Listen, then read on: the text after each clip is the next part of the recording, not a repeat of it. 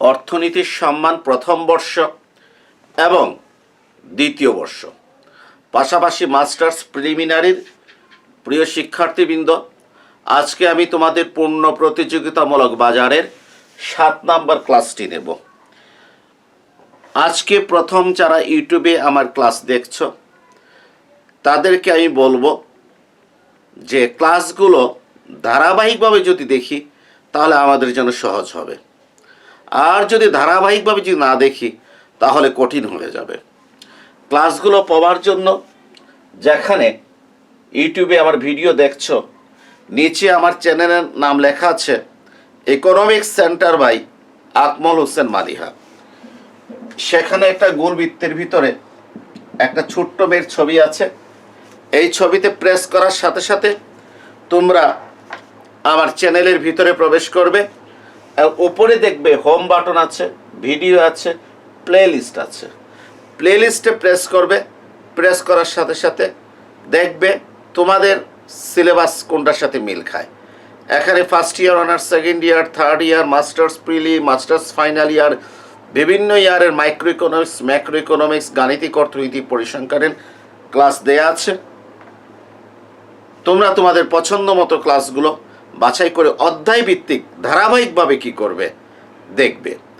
আর একটা বিষয় মনে রাখবে যে মাইক্রো ইকোনমিক্সটা কিন্তু গাণিতিক অর্থনীতির সাথে, ম্যাথমেটিক্যাল ইকোনমিক্সের সাথে রিলেটেড।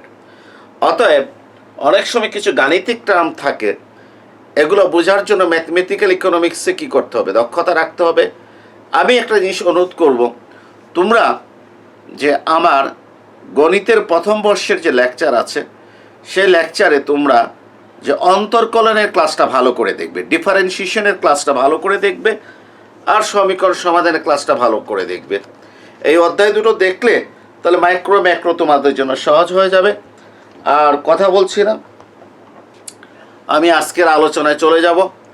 আমরা গত ক্লাসে আমরা আলোচনা করেছি যে পূর্ণ প্রতিযোগিতামূলক বাজারে একটি ফার্ম ক্ষতি স্বীকার করে উৎপাদন করে, এই বিষয়টা আমরা গত ক্লাসে আলোচনা করেছি। আজকে আমি আলোচনা করব শাটডাউন পয়েন্ট এবং ব্রেক ইভেন পয়েন্ট। শাটডাউন পয়েন্টটাকে বাংলায় উৎপাদন বন্ধবিন্দু বলে, আর ব্রেক ইভেন পয়েন্টটাকে বাংলায় বলে সমচ্ছেদ বিন্দু। তা আজকে প্রথমে শাটডাউন পয়েন্টটা আলোচনা করব। আলোচনা করার আগে একটা বিষয় দৃষ্টি আকর্ষণ করছি। দেখো, ফার্মের একটা অংশে কি আছে, আয়, টোটাল রেভিনিউ। ফার্ম পণ্য উৎপাদন করে বাজারে বিক্রয় করে, বিক্রয় হতে ফার্মের কি হয়, আয়ের সৃষ্টি হয়। আর আরেকটা হচ্ছে ফার্মের খরচ, যেটাকে আমরা টোটাল কস্ট বলি। এই খরচটা আবার দুটো অংশে বিভক্ত, একটা হচ্ছে টোটাল ফিক্সড কস্ট আর একটা হচ্ছে টোটাল ভ্যারিয়েবল কস্ট। ঠিক আছে, তাহলে আমি আবারও বলছি, পূর্ণ প্রতিযোগিতামূলক বাজারে একটি ফার্ম যখন উৎপাদন কার্যক্রমে অংশগ্রহণ করবে তখন উৎপাদিত পণ্য বাজারে বিক্রয় করে সে আয় করে। আর পণ্য উৎপাদন করতে গিয়ে তার খরচ হয়, টোটাল কস্ট। এটা দুটো অংশে বিভক্ত, মোট স্থির খরচ এবং মোট পরিবর্তনশীল খরচ। আমরা এর আগের ক্লাসে আলোচনা করেছি যে মোট স্থির খরচ কোনটা, মোট পরিবর্তনশীল খরচ কোনটা। আবারও তোমাদের সুবিধার জন্য একটু বলছি যে একটা ফার্ম যদি উৎপাদন না করে, মানে উৎপাদন করলেও এই খরচ বহন করতে হবে, উৎপাদন না করলেও এই খরচ বহন করতে হবে, অর্থাৎ করলেও বহন করতে হবে, না করলেও বহন করতে হবে, এই ধরনের খরচকে বলা হয় স্থির খরচ। যেমন একটা আইসক্রিম ফ্যাক্টরি, সে যদি শীতকালে যদি উৎপাদন না করে তাকে কিন্তু কারখানার ভাড়া দিতে হবে, অতএব এই কারখানার ভাড়া হচ্ছে তার স্থির খরচে অন্তর্ভুক্ত। সে যদি উৎপাদন নাও করে, প্রতি মাসে যদি তাকে মূলধনের সুদ 5,000 টাকা দিতে হয় ব্যাংকে, উৎপাদন না করলেও প্রতি মাসে তাকে 5,000 টাকা দিতে হবে, অতএব এই মূলধনের সুদটাও তার স্থির খরচের অন্তর্ভুক্ত হয়ে যাচ্ছে। ওই আইসক্রিম ফ্যাক্টরি কিছু শ্রমিক আছে সে বিদায় দিয়ে দিতে পারে, কিন্তু কিছু কর্মচারী আছে যাদেরকে বিদায় দেওয়া সম্ভব না, যেমন ম্যানেজার, স্থায়ী কর্মচারী, এদের বেতন তাকে কি করতে হবে? দিতে হবে। কারিগর, তার বেতন তাকে দিতে হবে। কারণ কারিগর যদি সে ছেড়ে দেয়, সে অন্য জায়গায় চলে যেতে পারে। অতএব এরা যদি স্থায়ী কর্মচারী হয়, তাহলে এই বেতনটা তাকে দিতে হবে। উৎপাদন বন্ধ রাখলেও এইটাও স্থির খরচের অন্তর্ভুক্ত। অর্থাৎ আমি উৎপাদন না করলেও যে খরচগুলো আমাকে বহন করতে হবে, সেটা হচ্ছে স্থির খরচের অন্তর্ভুক্ত। আবার যখন একটা ফার্ম যখন উৎপাদন যখন কি করে শুরু করে, তখন তার শ্রমিকের প্রয়োজন। সে উৎপাদন যত বেশি করবে, তত তার অতিরিক্ত শ্রমিকের প্রয়োজন, তার কাঁচামালের প্রয়োজন। এই শ্রম বাবদ, এই কাঁচামাল বাবদ ফার্মের যে খরচ হয়, সেই খরচটাকে বলা হয় পরিবর্তনশীল খরচ। কি বলা হয়? এইটাকে বলা হয় পরিবর্তনশীল খরচ।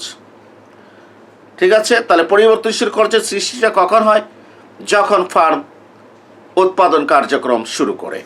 তাহলে মনে রাখবে, ফার্ম যদি উৎপাদন কার্যক্রম শুরু না করে, তাহলে কিন্তু পরিবর্তনশীল খরচের সৃষ্টি হবে না। পরিবর্তনশীল খরচের সৃষ্টি হবে না। তা এখন একটা জিনিস লক্ষ্য করো, যে একটা ফার্মের উৎপাদন শূন্য। উৎপাদন কি বলেছি? শূন্য। মানে সে উৎপাদন করবে না।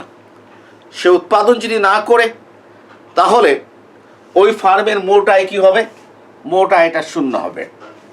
এখন মনে করো, ওই ফার্মের কারখানার ভাড়া, মূলধনের সুদ, স্থায়ী কর্মচারীদের বেতন সবগুলো মিলে হচ্ছে 20,000 টাকা।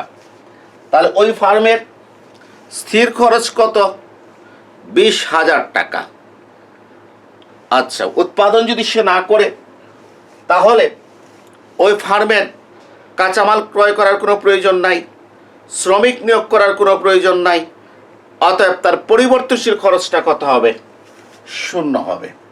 তাহলে লক্ষ্য করো, একটি ফার্ম যদি কোনো কারণে যদি উৎপাদন না করে, তাহলে সেই ফার্মের আয় হচ্ছে শূন্য, পরিবর্তনশীল খরচ শূন্য, কিন্তু স্থির খরচ তার কত? 20,000 টাকা। তাহলে উৎপাদন না করলে যেহেতু আয় শূন্য, আর খরচের ভিতরে স্থির খরচ রয়ে গেছে কত? 20,000 টাকা। অতএব উৎপাদন না করলে ফার্মের ক্ষতি হচ্ছে 20,000 টাকা। যেহেতু পাই দ্বারা আমরা মুনাফা প্রকাশ করি, সুতরাং আমি -20 দিয়েছি। মুনাফা -20 মানে কি? ক্ষতির পরিমাণ হচ্ছে 20,000 টাকা। তাহলে আমরা কি দেখলাম? আমরা দেখলাম একটি ফার্ম উৎপাদন যদি কি করে না করে, তাহলে তার ক্ষতির পরিমাণ হচ্ছে কত? 20,000 টাকা। এখন মনে করো, ফার্মটা উৎপাদনের সিদ্ধান্ত নিল, এটা উৎপাদন শূন্য অবস্থায়। এখন ধরো ফার্মটা উৎপাদনের কি করলো? সিদ্ধান্ত নিল। তো উৎপাদনের সিদ্ধান্ত নিলে তাহলে অবশ্যই কি হবে? ফার্মের একটা নির্দিষ্ট পরিমাণ উৎপাদন হবে। একটা নির্দিষ্ট পরিমাণ ফার্মের উৎপাদন হবে। এক্ষেত্রে মনে করো, এই পণ্য বিক্রি করে ফার্মের আয় হয়েছে 25,000 টাকা, এবং এই উৎপাদনে, আমি উৎপাদের পরিমাণটা লিখলাম না, এই উৎপাদনে ফার্মের স্থির খরচ কত? 20,000 টাকা। কেন?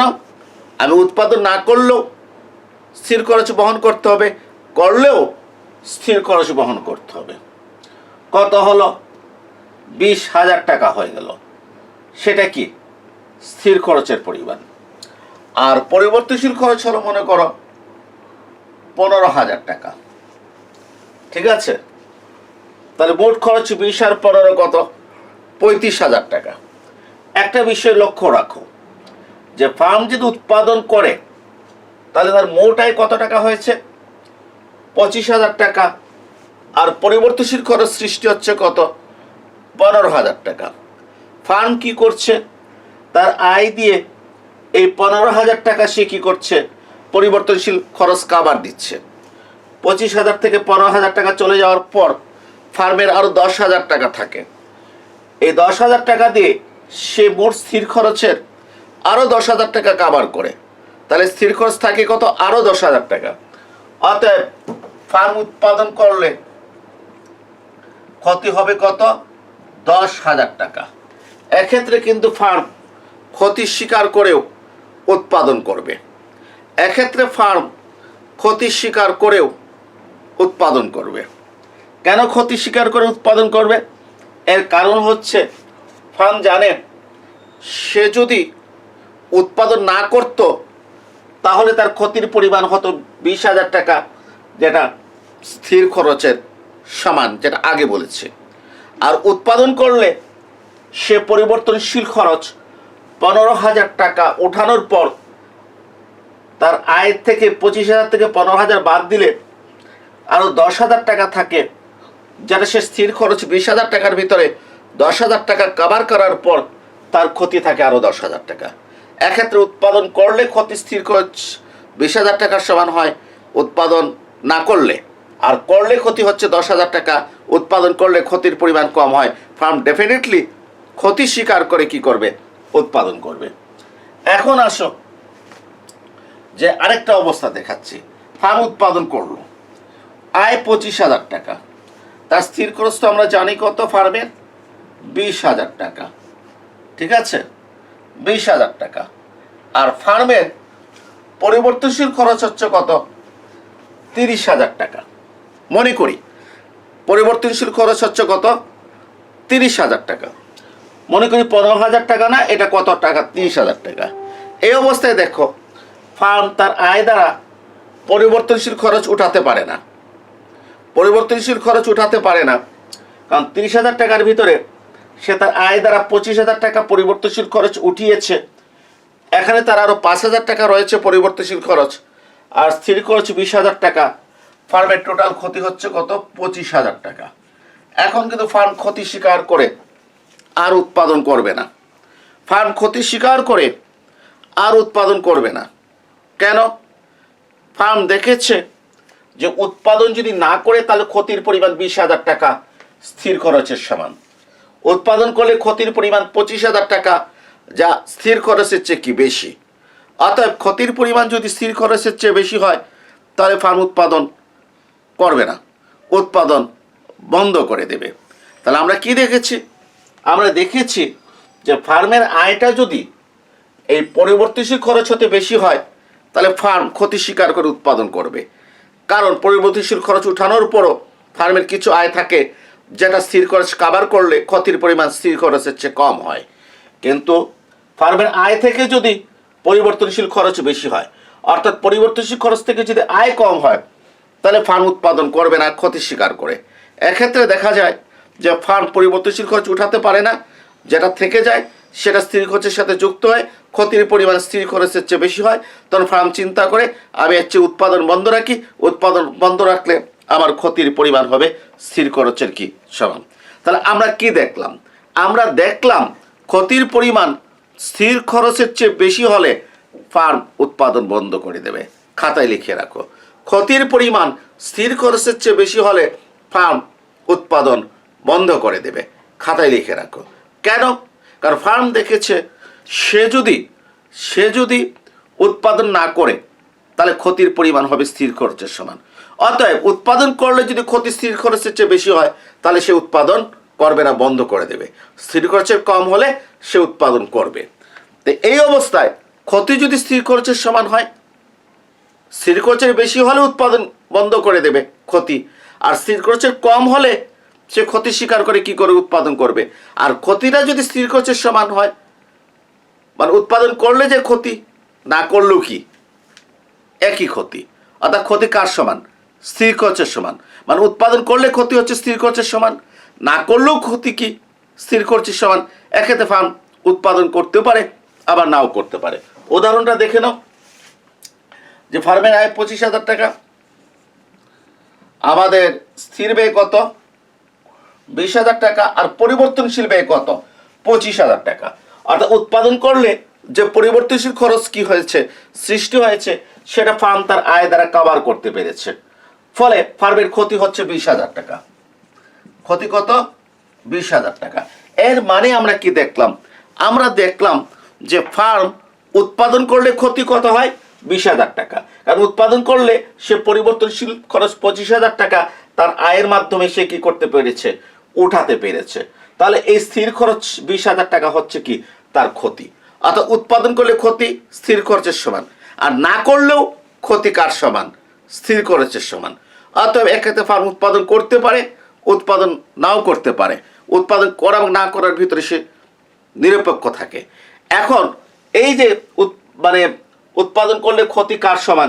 স্থির খরচের সমান। এখন এখান থেকে ক্ষতি যদি একটু বিন্দু পরিমাণ বাড়ে তাহলে ডেফিনেটলি সে উৎপাদন কি করবে? বন্ধ করে দেবে। এই জন্য এই অবস্থাটাকে বলা হয় শাটডাউন পয়েন্ট।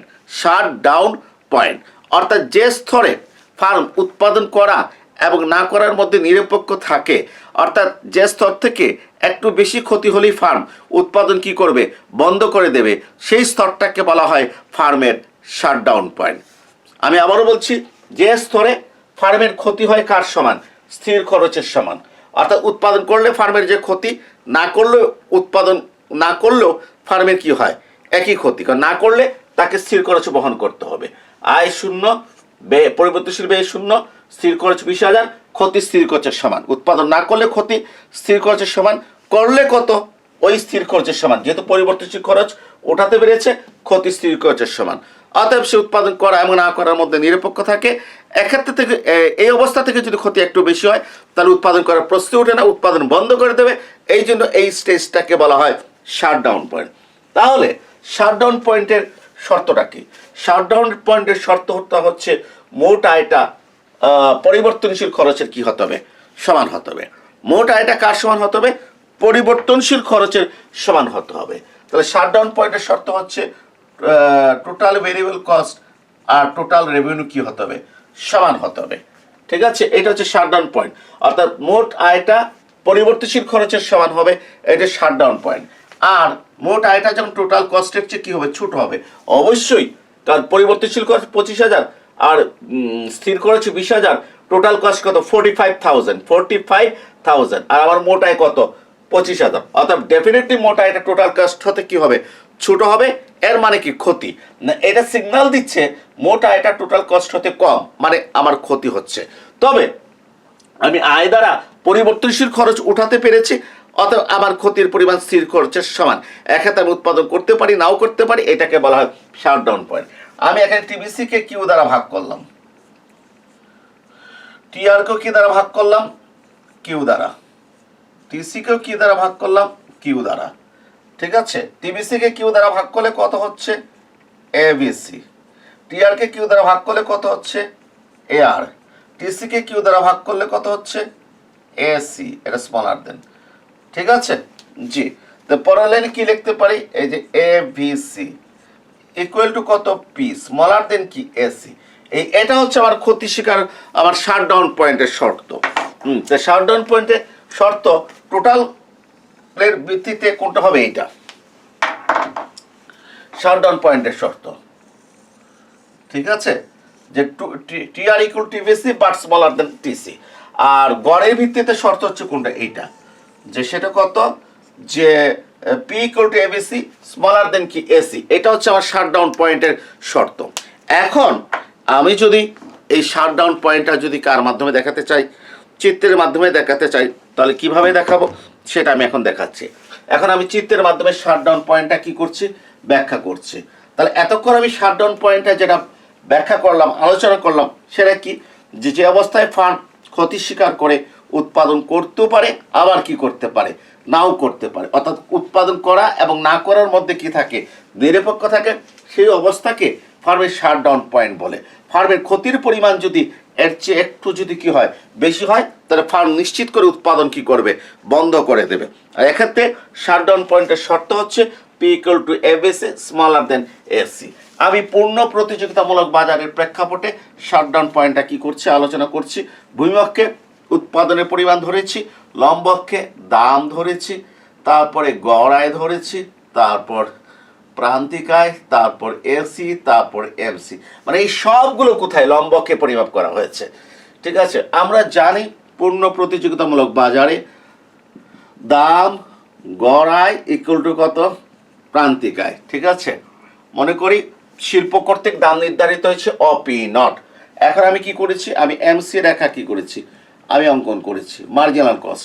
এই মার্জিনাল কস্ট আমার রেখাকে কোথায় ছেদ করেছে, ই নট বিন্দুতে ছেদ করেছে। কোথায় ছেদ করেছে, ই নট বিন্দুতে ছেদ করেছে। এবং অর্থাৎ ই নট বিন্দুতে এমআর ইকুয়াল টু এমসি, এবং ই নট বিন্দুতে এমসি রেখা এমআর রেখাকে নিচের দিক হতে ছেদ করে উপর দিকে গিয়েছে। এমসি রেখার ঢাল কি বেশি, অর্থাৎ ই নট বিন্দুতে ভারসাম্যের প্রয়োজনীয় এবং পর্যাপ্ত শর্ত কি হয়েছে, পালিত হয়েছে। ভারসাম্যের প্রয়োজনীয় এবং পর্যাপ্ত শর্ত পালিত হয়েছে। এই আলোচনাগুলো বিগত ক্লাসে আলোচনা করেছি, এই জন্য বিস্তারিত আমি আলোচনা করছি না। তাহলে এখানে ভারসাম্য উৎপাদন হচ্ছে ফার্মের কত, অকিউ নট। আমি কি দেখাতে চাচ্ছি, শাটডাউন পয়েন্ট দেখাতে চাচ্ছি। অকিউ নট আমার ফার্মের প্রাইস কত, অপি নট। অপি নট যে কথা, ই নট কিউ নট একই কথা। আবারও বলছি, অকিউ নট দামে আমার ইয়েটা কত, প্রাইস কত, অপি নট যে কথা, ই নট কিউ নট একই কথা। এখন যে আমরা জানি শাটডাউন পয়েন্টে ফার্মের কি হয়, ক্ষতি হয়। শাটডাউন পয়েন্টে ফার্মের ক্ষতি হয়, তবে এই ক্ষতিটা কার সমান, স্থির খরচের সমান হয়। শর্তটা কি, শর্তটা হচ্ছে P equal to ABC smaller then AC. প্রথমে আসো, কি হয়, ক্ষতি হয়। তো ক্ষতি কখন হবে, দামের চেয়ে গড় খরচ বেশি হলে। ক্ষতি কখন হবে, দামের চেয়ে গড় খরচ কি হলে, বেশি হলে। তাহলে ডেফিনেটলি অকিউ নট উৎপাদনে আমার দাম হচ্ছে কত, ই নট কিউ নট। গড় খরচটা দামের চেয়ে বেশি এবং গড় খরচ একটু বেশি হবে। এই জন্য আমি গড় খরচ রেখা অঙ্কন করছি। দেখো এই যে আমরা জানি গড় খরচ রেখা এমসি রেখাতে, যে এমসি রেখা গড় খরচ রেখার যে বিন্দুতে ছেদ করবে সেটা গড় খরচ রেখার সর্বনিম্ন বিন্দু, অত গড় খরচ রেখা উপরের দিকে উঠে যাবে। এটা আমি আগের ক্লাসে কি করেছি, ব্যাখ্যা করেছি। ঠিক আছে, এখন দেখো অকিউ নটে আমার গড় খরচ কত। গড় খরচ হচ্ছে আমার E one Q nought, E one Q nought. ঠিক আছে, তাহলে দেখো তো যে আমার ক্ষতির পরিমাণটা কত। ক্ষতির পরিমাণ হচ্ছে অ্যাভারেজ কস্ট থেকে দাম বাদ দিতে হবে। ঠিক আছে, আমার অকিউ নটে অ্যাভারেজ কস্ট কত, ই1 কিউ নট। তাহলে দেখো আমি লিখছি কত, ই1 কিউ নট থেকে দামটা কত, ই নট কিউ নট আমি বাদ দিচ্ছি, ই নট কিউ নট বাদ দিচ্ছি। দেখো তো ই1 কিউ নট থেকে ই নট কিউ নট বাদ দিলে থাকে কত, ই1 ই নট। এই যে আমি দেখিয়ে দিচ্ছি ই1 ই নট। তাহলে আমি কত আছে, আমার ক্ষতি হচ্ছে ই1 কত, ই নট। এই ই1 ই নট হচ্ছে একক প্রতি ক্ষতি। কি বলেছি, একক প্রতি ক্ষতি, মানে প্রতি একটা দ্রব্যের ক্ষতি। কারণ গড় খরচ মানে কি, গড় খরচ হচ্ছে একটা দ্রব্য উৎপাদনের খরচ। মনে করো একটা দ্রব্য উৎপাদনের খরচ পড়েছে 12 টাকা, 15 টাকা। দাম মানে কি, একটা পণ্য যে দামে বিক্রি হয়, যে টাকায় বিক্রি হয়, একটা পণ্যের দাম হচ্ছে 12 টাকা, তার গড় খরচ 15 টাকা, বিক্রি হচ্ছে 12 টাকা দিয়ে, তাহলে ক্ষতি কত হচ্ছে, 3 টাকা। ঠিক আছে, মানে প্রতি একটা পণ্যে আমার ক্ষতি হচ্ছে কত, 3 টাকা। আমার মোট ক্ষতি কত, মোট ক্ষতি হচ্ছে এই ই1 ই নটকে, কাকে, এই ই1 ই নটকে গুণ দিতে হবে মোট উৎপাদনের পরিমাণ দ্বারা। আমার প্রতি একটা পণ্যের ক্ষতি হচ্ছে 3 টাকা। আবার কারখানা যদি 1 লাখ পণ্য উৎপাদন করে, ক্ষতি হচ্ছে 3 ইন্টু 1 লাখ সমান 3 লক্ষ টাকা। অর্থাৎ টোটাল ক্ষতি পেতে হলে একক প্রতি ক্ষতিকে উৎপাদনের পরিমাণ দ্বারা গুণ করতে হবে, ই1 ই নটকে উৎপাদনের পরিমাণ অকিউ নট দ্বারা গুণ করতে হবে, অকিউ নট দ্বারা। এখন দেখো যে এই ই1 ই নটের সাথে অকিউ নটের কোনো সম্পর্ক নাই, কিন্তু আমরা জানি অকিউ নট যে কথা, পি নট ই নট একই কথা। তাহলে কি লিখলাম, E1 E not into P nought E not, P nought E nought, E one E nought লিখলাম এই যে, আর এই যে অকিউ নট, এই যে অকিউ নট আছে না, অকিউ নটের জায়গায় পি নট ই নট লিখলাম, পি নট ই নট। এখন দেখো তো যে ই1 ই নট আর P nought E nought, E one E nought আর পি নট ই নট, আয়তক্ষেত্র দৈর্ঘ্য আর প্রস্থ গুণ দিলে কি হয়, ক্ষেত্রফল। কি হয়, ক্ষেত্রফল। অর্থাৎ P nought E nought E1 ই2। তাহলে আমার ক্ষতির পরিমাণ কত হচ্ছে, P nought E nought E1 ই2, ই নট ই1 ই2। এটা হচ্ছে ফার্মের ক্ষতির পরিমাণ, P nought E nought E1 ই2। অথবা আমি P not ই2 E1 E not বলতে পারি, কিন্তু পি নট থেকে কখনো ই1 বলা যাবে না, হয় এই ঘুরবো অথবা এই ঘুরবো। ঠিক আছে, তাই P nought E nought E1 ই2 বললাম ফার্মের ক্ষতির পরিমাণ। আমি এই ক্ষতির পরিমাণটা দেখো, এই যে আমি এই যে ছোট ছোট দাগ দা লাল ইয়ে দিয়ে আমি কি করছি আমি দেখাচ্ছি, এটা হচ্ছে আমার ক্ষতির এলাকা। এই এলাকাটা হচ্ছে ফার্মের কি হয়েছে, ফার্মের ক্ষতি হয়েছে। ঠিক আছে, P nought E nought E1 ই2 হচ্ছে ফার্মের কি ক্ষতির পরিমাণ। আচ্ছা, এখন আসো এই ক্ষতি স্বীকার করে ফার্ম উৎপাদন করবে কিনা এটা আমাদেরকে দেখতে হবে, কারণ এর আগের যে আমি ব্যাখ্যা বিশ্লেষণ দিয়েছি সেখানে দেখেছি ক্ষতি স্বীকার করলে ফার্ম একসময় বলেছি উৎপাদন করেছে, আরেক সময় বলেছি না ক্ষতি অবস্থায় ফার্ম উৎপাদন করে নাই, আর এদিকে বলেছি ফার্ম উৎপাদন করতে পারে নাও করতে পারে, বিভিন্ন কন্ডিশন আছে। এখন শাটডাউন পয়েন্টটা কখন হবে? যে শাটডাউন পয়েন্টটা হবে যে দামটা অ্যাভারেজ ভ্যারিয়েবল কস্টের সমান হতে হবে। দামটা কার সমান হতে হবে? অ্যাভারেজ ভ্যারিয়েবল কস্টের সমান হতে হবে। তাহলে আমাকে আরেকটা রেখা আঁকতে হবে, এবিসি রেখাটা। এই এবিসিটা কার সমান? পি এর সমান। তাহলে অকিউনট উৎপাদনে আমার দাম কত? E nought Q nought. এবিসিও কত হবে? ই নট কিউ নট। অতএব এবিসি রেখাটা, কোন রেখাটা? এবিসি রেখাটা ই নট বিন্দু দিয়ে তারপর উপরের দিকে চলে যাবে। কে? এবিসি, এই রেড কালারের রেখাটা। এবং তোমরা একটা রেখা অঙ্কন করার সময় অলওয়েজ মনে রাখবে এসি রেখা, এবিসি রেখা কে এমসি রেখা যে বিন্দুতে ছেদ করে সেটা এসি এবং এবিসি এর সর্বনিম্ন বিন্দু হয়। যেহেতু সর্বনিম্ন বিন্দু উপরের দিকে উঠে গেছে, ঠিক আছে? তো এখন তোমরা দেখো আমার অকিউনট উৎপাদনে এবিসি কত, একটু ভালো করে দেখো। অকিউনট উৎপাদনে এবিসি হচ্ছে ই নট কিউ নট। আমার এবিসি সমান কত? E nought Q nought. মানে আমার অকিউনট উৎপাদন দাম অপিনট মানে ই নট কিউ নট, অকিউনট উৎপাদনে দাম অপিনট অর্থাৎ ই নট কিউ নট। এবিসিও ই নট কিউ নট, এরা পরস্পর কি সমান, ঠিক আছে? এখন দেখো আমি এসির থেকে এবিসি বাদ দিচ্ছি। কি বাদ দিচ্ছি? এসির থেকে এবিসি বাদ দিচ্ছি। এসির থেকে এবিসি বাদ দিলে তুমি কি পাইবা? তুমি পাইবা এএফসি, গড় স্থির খরচ। কি পাইবে? গড় স্থির খরচ। কারণ আবার গড় খরচের ভিতরে দুইটা খরচ আছে, একটা গড় স্থির খরচ আছে, একটা গড় পরিবর্তনশীল খরচ আছে। যেভাবে আমি একটু আগে যে তালিকা তৈরি করেছিলাম যে মোট খরচের ভিতরে ছিল মোট স্থির খরচ আর মোট পরিবর্তনশীল খরচ, ঠিকই একইভাবে গড় খরচের ভিতরে আছে গড় স্থির খরচ এবং গড় পরিবর্তনশীল খরচ। তাহলে এই গড় খরচ থেকে যখন গড় পরিবর্তনশীল খরচ বাদ দেবো, কি পেয়ে যাব? গড় স্থির খরচ পেয়ে যাব। গড় খরচ থেকে গড় পরিবর্তনশীল খরচ বাদ দিলে পেয়ে যাব গড় স্থির খরচ। আবার এসিটা কত? আমার এসিটা হচ্ছে অকিউনট উৎপাদনে E one Q nought. So আমি কত লিখলাম? E one Q nought minus এবিসিটা কত? E nought Q nought. প্রিয় শিক্ষার্থীরা ভালো করে লক্ষ্য করো, আমি ই ওয়ান কিউ নট হচ্ছে আমার এতটুকু, আর ই নট কিউ নট হচ্ছে আমার এতটুকু। বাদ দিলে থাকে কত? ই ওয়ান ই নট। বাদ দিলে কত থাকে? ই ওয়ান ই নট। এই ই ওয়ান ই নট হচ্ছে আমার গড় স্থির খরচের পরিমাণ। ই ওয়ান ই নট হচ্ছে আমার গড় স্থির খরচের কি পরিমাণ। ক্লিয়ার? আচ্ছা, এখন আসো তাহলে আমার মোট স্থির খরচটা কত? আমার মোট স্থির খরচটা কত? আমাকে কি করতে হবে? আমার মোট স্থির খরচ টোটাল ফিক্সড কস্ট যদি পেতে চাই, আমাকে গড় স্থির খরচ ই ওয়ান ই নট কে গুণ দিতে হবে অকিউ নট দ্বারা। কারণ আমরা মোট স্থির খরচ পেতে হলে গড় স্থির খরচকে মোট উৎপাদনের পরিমাণ দ্বারা গুণ করতে হবে। মোট উৎপাদন হচ্ছে অকিউ নট। তাহলে ই ওয়ান ই নটকে অকিউ নট দ্বারা গুণ করবো। কারণ ই ওয়ান ই নটের সাথে অকিউ নটের কোনো সংযোগ নাই, এই জন্য অকিউ নট যে কথা, পি নট ই নট একই কথা। সো আমি কি করলাম? ই one E not into P nought E nought লিখলাম। পি নট ই নট, এই পি নট ই নট লিখেছে কার পরিবর্তে? অকিউ নটের পরিবর্তে। অকিউ নটের পরিবর্তে পি নট ই নট লিখেছে। এখন থেকে ই ওয়ান ই নট মানে এই প্রস্থ, P nought E not, P nought E nought হচ্ছে দৈর্ঘ্য। দৈর্ঘ্য আর প্রস্থ গুণ দিলে কি হচ্ছে? ক্ষেত্রফল। সেটা কত হচ্ছে? P nought E nought E one E two. P nought E nought E one E one E two. এটা হচ্ছে কি আমার মোট স্থির খরচ। এটা কি? এটা হচ্ছে আমার মোট কি? মোট স্থির খরচ, ঠিক আছে? তাহলে তোমরা লক্ষ্য করো যে আমি যে এই ডান দিকে ক্ষতির পরিমাণটা কত বের করেছিলাম, ক্ষতির পরিমাণটা বের করেছিলাম যে P nought E nought E one E two, এই P nought E nought E one E two. আর এই বাম দিকে আমি মোট স্থির খরচ কত বের করেছি লক্ষ্য করো, কত? P nought E nought E one E two, মানে P nought E nought E one E two. এর মানে কি? এর মানে হচ্ছে এখানে ফার্ম যে অকিউনট পরিমাণ উৎপাদন করছে, এই অকিউনট পরিমাণ উৎপাদনে ফার্মের যে ক্ষতি হচ্ছে, এই ক্ষতিটা স্থির খরচের সমান।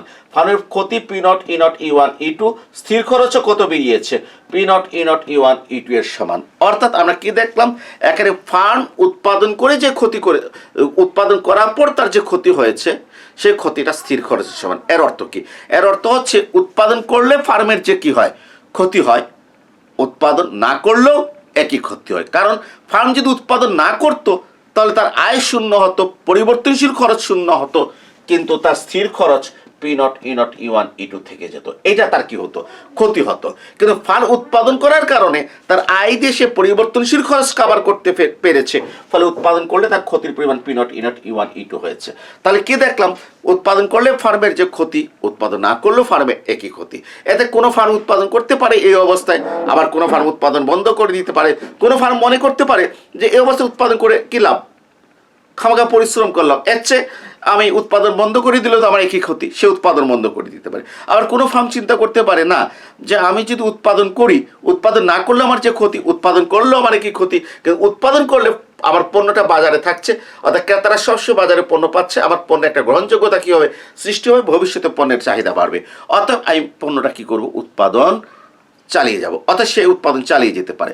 অর্থাৎ এই স্টেজে কেউ উৎপাদন করতে পারে, কেউ উৎপাদন নাও করতে পারে, কিন্তু ক্ষতির পরিমাণ যদি এই স্টেজের চেয়ে যদি একটু বেশি হয়, P nought E nought E one E two হয়, মানে ই নটের নিচে কোনো ফার্ম ক্ষতি স্বীকার করে কি উৎপাদন করবে না। এই জন্য এটাকে বলা হয় শাটডাউন পয়েন্ট। এই পয়েন্টই কেউ উৎপাদন বন্ধ করতে পারে, কেউ বন্ধ নাও করতে পারে, কিন্তু কেউ বন্ধ করতে পারে। এই জন্য এটাকে বলা হয় শাটডাউন পয়েন্ট। অর্থাৎ শাটডাউন পয়েন্টের যে আমরা যদি চিত্র যদি কি করতে চাই, আঁকতে চাই, চিত্রের মাধ্যমে যদি ব্যাখ্যা দিতে চাই, তাহলে এবিসি রেখাটা ইনট বিন্দু দিয়ে কি করতে হবে? স্পর্শ করে কি করতে হবে? যেতে হবে।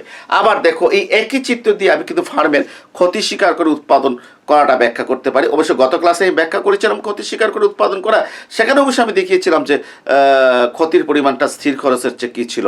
কম ছিল, মানে স্থির খরচটা বেশি ছিল, এবিসি রেখাটা একটু নিচে এঁকেছিলাম। ঠিক আছে, যাক, তাহলে আমরা অত্যন্ত ইম্পর্টেন্ট একটা বিষয় কি করেছি, আলোচনা করেছি, সেটা হচ্ছে ফার্মের শাট ডাউন পয়েন্ট। এখন আমি আলোচনা করব ব্রেক ইভেন পয়েন্ট। পণ্য প্রতিযোগিতামূলক বাজারে ফার্মের কি ব্রেক ইভেন পয়েন্ট। আসলে ব্রেক ইভেন পয়েন্টটা কি, এটা আসলে আলোচনা আমি বলবো প্রায় এটা করে ফেলেছি, কারণ আমি স্বাভাবিক মুনাফা আলোচনা করেছি। এই নর্মাল প্রফিটটা হচ্ছে ফার্মের কি ব্রেক ইভেন পয়েন্ট বা সমচ্ছেদ বিন্দু। কোনটা? Normal profit. অর্থাৎ ফার্ম যেখানে নর্মাল প্রফিট অর্জন করে সেটা হচ্ছে কি ফার্মের ব্রেক ইভেন পয়েন্ট। আচ্ছা, নর্মাল প্রফিটটা কি, স্বাভাবিক মুনাফাটা কি, এটা আমি একটু ব্যাখ্যা করছি।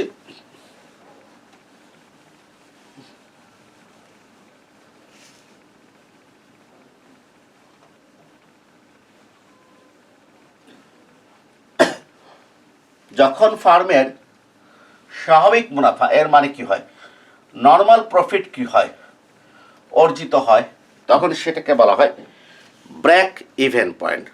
আসলে যে আমরা জানি যে ফার্মের নর্মাল প্রফিটটা কখন হয়, ফার্মের নর্মাল প্রফিটটা হয়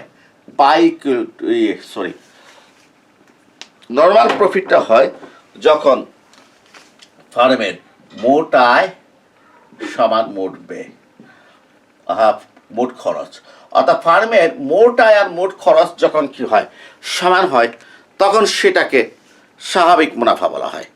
আবার বলছি, যখন একটি ফার্ম উৎপাদন কার্য পরিচালনা করার পর তার মোট আয় এবং মোট খরচ যদি পরস্পর সমান হয়, তাহলে ফার্মের কি হয়, স্বাভাবিক মুনাফা অর্জিত হয়।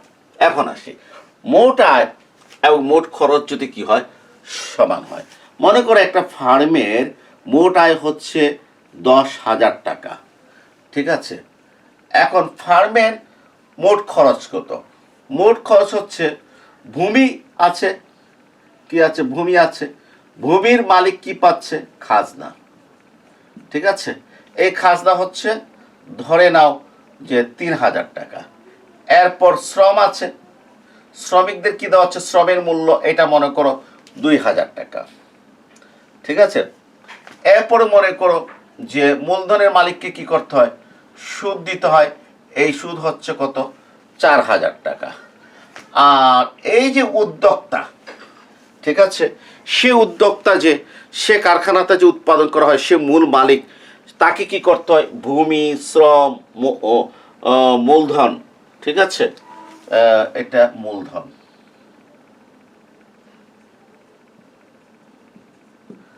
মূলধন, ঠিক আছে। আর একটু বিস্তারিত লিখে দিই, তাহলে বুঝতে সুবিধা হবে। শ্রমের মালিক কি পায়? মজুরি পায়, মূলধনের মালিক কি পায়, সুদ পায়। এ পেয়েছে 2000, এ পেয়েছে 4000। ঠিক আছে, এখন আসো যে উদ্যোক্তা, যে ভূমি শ্রম মূলধন সংগঠন, ঠিক আছে, সংগঠন, এর কাজ কি? এর কাজ হচ্ছে ভূমি শ্রম মূলধনের ভিতরে কি করা, সমন্বয় করা, অর্থাৎ ভূমির মালিক, শ্রমের মালিক, মূলধনের মালিকের ভিতরে কি করা, সমন্বয় করা, পণ্য উৎপাদন করা, উৎপাদনের ক্ষেত্রে বিভিন্ন ধরনের ঝুঁকি কি করতে বহন করতে হবে, পণ্য কি বাজারজাত করতে হবে, এটা তাকে কি করতে হয়, চিন্তা করতে হবে, অনেক ধরনের কাজ তাকে কি করতে হয়।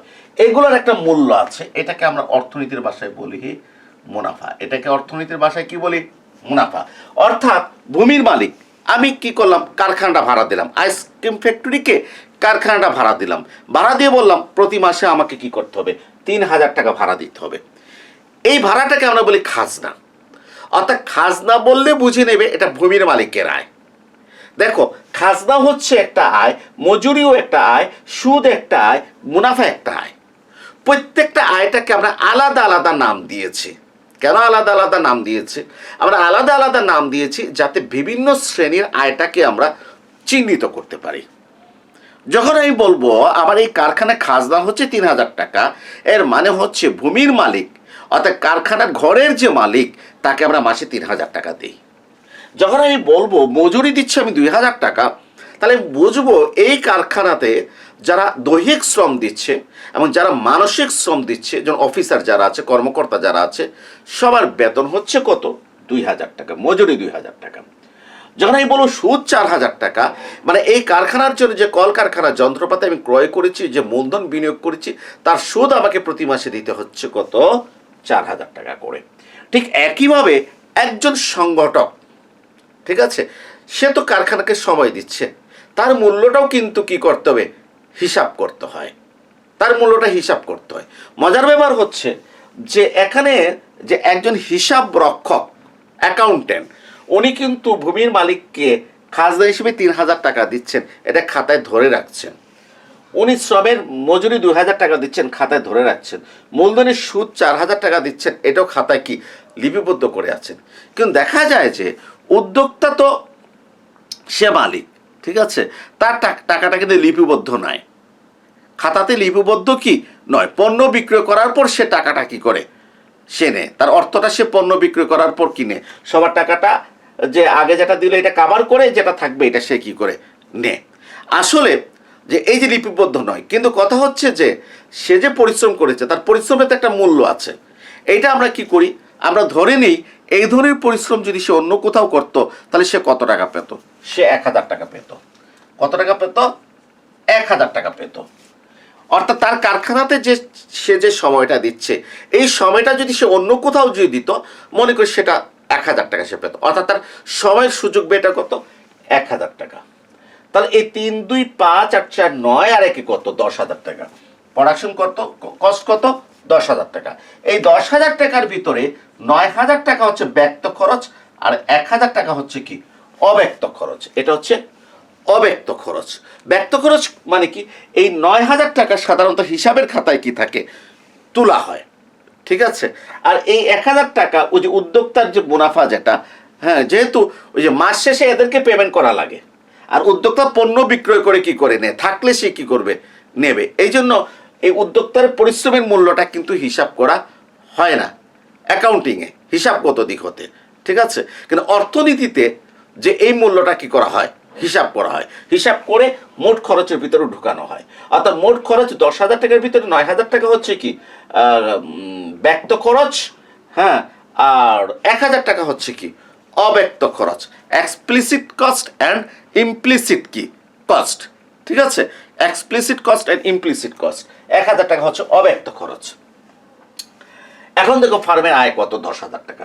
তাহলে ফার্মের আয় যদি 10,000 টাকা হয়, তাহলে এই যে এদেরকে 9,000 টাকা যে কি করছে, সে দিছে, হ্যাঁ, এদেরকে যে 9,000 টাকা যে সে কি করছে দিছে, এই 9,000 টাকা তার কি হয়ে গেল, কাভার হয়ে গেল। এবং সে তার কি করলো, এই 1000 টাকাটা সে কি করলো, পেয়ে গেল। অর্থাৎ ফার্মের মালিক তার 1000 টাকাটাও কি হয়ে গেল, পেয়ে গেল। এইটাকে বলা হয় কি, স্বাভাবিক মুনাফা। এই 1000 টাকা পেয়ে গেল, এটা হচ্ছে তার স্বাভাবিক মুনাফা, ঠিক আছে। তাহলে স্বাভাবিক মুনাফা হচ্ছে একটা ন্যূনতম মুনাফা।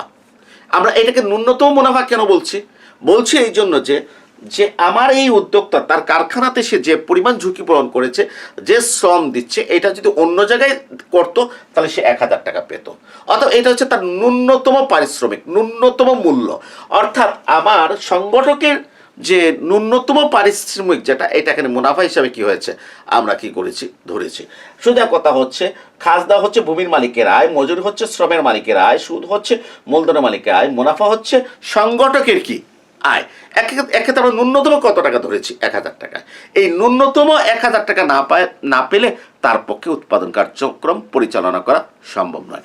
অতএব কারখানার উৎপাদন কার্যক্রম পরিচালনার জন্য, মানে ফার্মটিকে টিকে থাকার জন্য উদ্যোক্তার যে ন্যূনতম কি মুনাফা, সেটাকে বলা হয় কি স্বাভাবিক মুনাফা। অন্যভাবে বলতে পারি যে ফার্মের সেই অব্যক্ত খরচ যেটা মানে উদ্যোক্তা ফার্মে তার মেধা দে, তার ঝুঁকি গ্রহণ করে, তার শ্রম দে, এটা সুযোগ বেটা। এই সুযোগ বেটা হচ্ছে কি তার হচ্ছে স্বাভাবিক কি মুনাফা। এটা হচ্ছে একটা ন্যূনতম খরচ, ঠিক আছে, বা মালিকের ন্যূনতম আয়। তাহলে আমরা কি দেখলাম যে যে মোট খরচ যদি 10,000 টাকা হয়, ফার্মের আয়ও যদি কি হয় 10,000 টাকা হয়, তাহলে আমরা কি হচ্ছে এই 10,000 টাকা দিয়ে আমাদের ফার্মের মালিক ভূমি শ্রম মূলধনের খাজনা মজুরি সুদ 9,000 টাকা পরিশোধ করার পর সে তার 1,000 টাকা পেয়ে যাচ্ছে। অর্থাৎ মোট আয় আর মোট ব্যয় সমান হলে উদ্যোক্তা তার ন্যূনতম পারিশ্রমিক পাচ্ছে, তার মুনাফা পাচ্ছে, এটাকে বলা হয় স্বাভাবিক মুনাফা। আর যদি আমার যদি মোট আয় যদি 12,000 টাকা হতো, তাহলে দেখো 12,000 টাকার ভিতরে 10,000 টাকা চলে গেছে ওই যে বাকি উপাদানগুলোর কি খরচ 9,000, আর 1,000 টাকা হচ্ছে কি তার ন্যূনতম মুনাফা বা স্বাভাবিক মুনাফা, আর 2,000 টাকার এক্সট্রা থাকে। এই 2,000 টাকাকে বলা হয় অস্বাভাবিক মুনাফা, super normal profit, abnormal profit, ঠিক আছে। জি, তাহলে আমার স্বাভাবিক মুনাফা অর্জনের শর্তটা কি? স্বাভাবিক মুনাফা অর্জনের শর্ত হচ্ছে টিআর ইকুয়াল টু টিসি, ঠিক আছে। টিআর ইকুয়াল টু টিসি, এর মানে টিআরকে আমি যদি কি করি উৎপাদন দ্বারা ভাগ করি, টিসিকেও যদি কি করি উৎপাদন দ্বারা ভাগ করি, তাহলে AR equal to AC. AR যে কথা, দাম একই কথা, দাম ইকুয়াল টু এসি, ঠিক আছে। ওকে, দাম ইকুয়াল টু এসি। তাহলে আমরা জানি গড় আয় যে কথা, দাম একই কথা। অতএব মোটায় মোট খরচ সমান হলে স্বাভাবিক মুনাফা অর্জিত হয়, অথবা দাম আর গড় খরচ সমান হলে স্বাভাবিক মুনাফা অর্জিত হয়। এটাকে বলা হয় ফার্মের break even point. Break even point, সমচ্ছেদ বিন্দু। তাহলে এখন আসো, সমচ্ছেদ বিন্দুটা কি, ব্রেক ইভেন পয়েন্টটা কি? ব্রেক ইভেন পয়েন্ট হচ্ছে একটি ফার্ম তার উৎপাদন কার্যক্রম পরিচালনা করার জন্য বা ধারাবাহিকভাবে উৎপাদন কার্যক্রম চালু রাখার জন্য একজন উদ্যোক্তার যে ন্যূনতম মুনাফার কি হয় প্রয়োজন পড়ে, সেই ন্যূনতম মুনাফা অর্জিত হয়ে যখন উৎপাদন কার্যক্রম চালু থাকে, তখন সে অবস্থাকে ফার্মের ব্রেক ইভেন পয়েন্ট বলে। যখন ফার্ম ব্রেক ইভেন পয়েন্টের উপরে অবস্থান করে, তখন আমরা বুঝি ফার্মটি অস্বাভাবিক মুনাফা অর্জন করছে।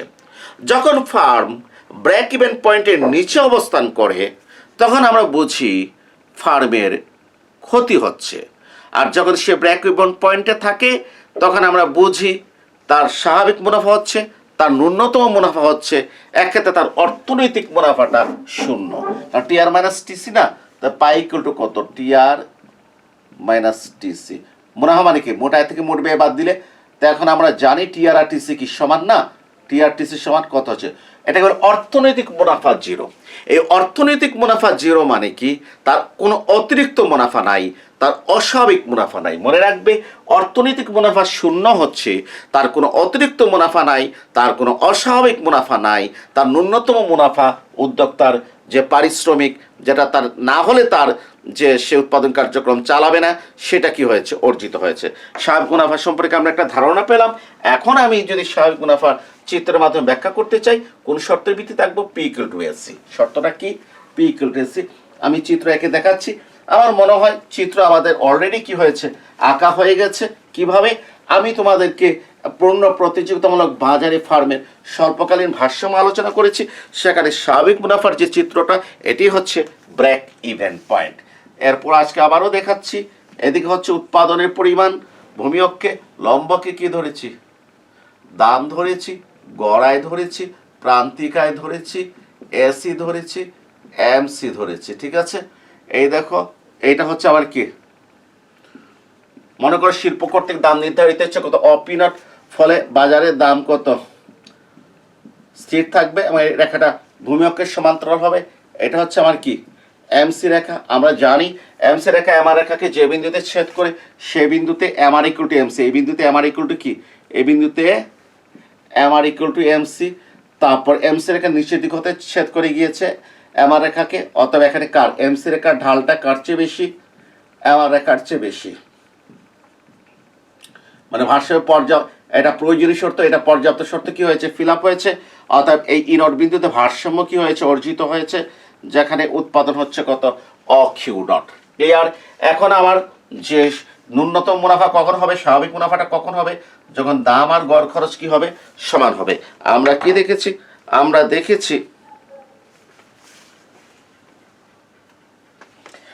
দেখেছি অকিউনট উৎপাদনে দাম হচ্ছে অপিনট বা ইনট কিউনট, অতএব গড় খরচ কত হতে হবে, ইনট কিউনট।